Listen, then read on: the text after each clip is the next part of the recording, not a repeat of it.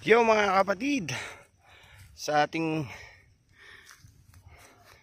pagkikita muli dito sa ating sitawan, update po sa inyong lahat.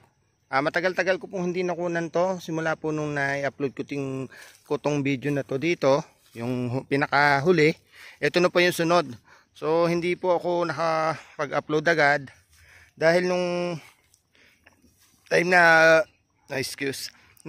na nag-vlog ako nung nakaraan ay talaga nire-recover ko pa at yun nga, kakaulan lang po at inaayos pa natin. So ito na yung update natin dito sa ating sitawan. Nung nakaraan po nagtabas ako ng gilid, ito ganun pa rin, same pa rin po kasi ang damo po dito itong aligbangon o talagang mahirap po ito. Ang ginagawa ko po dito, yung gilid muna aking tatabasan ng grass cutter at gitna magkabila, tapos saka po natin gagamitan ng kawit para hindi po tamaan ng puno, kasi minsan may taklob po, minsan yung puno nasa malayo tas hindi po naka-align. Hindi naman po may iwasan yung ganun, syempre depende po sa ating tanim. At yun na nga mga kapatid, so may awa ng Diyos, yung mga nagbabarako nating sitaw napalitan ng suloy. So ito na yung resulta. Okay naman siya, medyo maganda-ganda mga kapatid. At may nag-uutay na rin ang bunga, ayan na.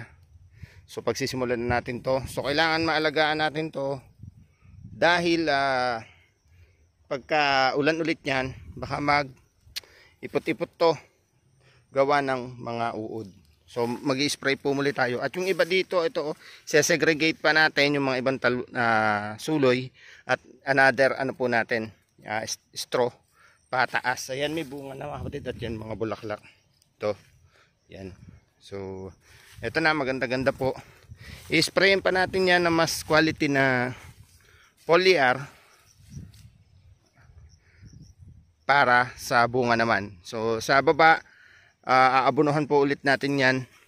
Ipapakita ko sa inyo kung anong iaabono natin yan sa susunod na video natin mga kapatid. Ito, inuuna lang natin yung dapat. Tulad yan, kailangan mauna ko yung malinis yung puno para maabonohan natin ng ayos.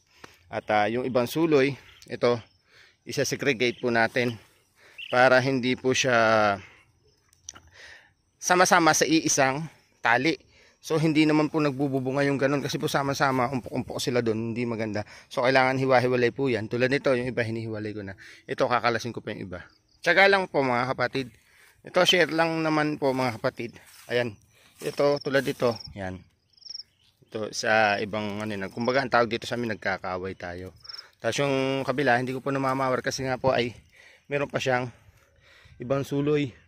So mas sayang po pag tinamaan ng grass cutter. So iisa-isahin ko po muna yun. Inuuna ko lang po yung hindi ko pa natatapos sa tabasan, tsaka doon sa kabila. So marami pa po tayong tabasin. So inuuna ko lang po itong pakita sa inyo itong mga natapos ko na.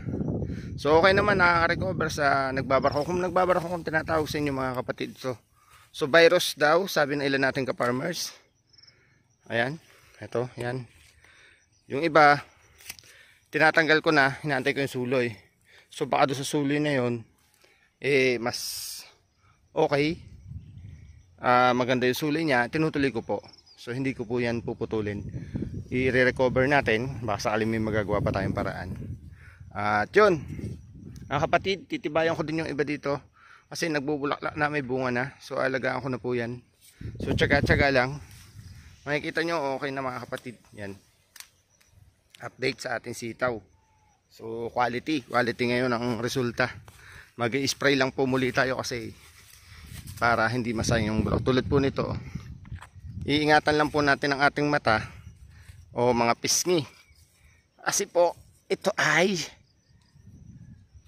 pag tinamaan ka ng talbos niyan, talagang sugat ang aabutin mo niya sa pisngi o masiselang balat natin.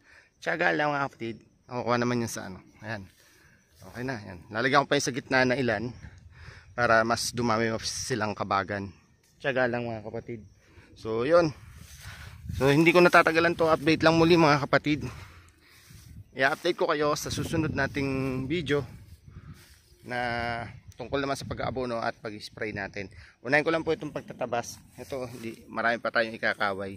So ayan, papakita ko lang sa inyo sa susunod na lang pong video kasi baka po humaba to.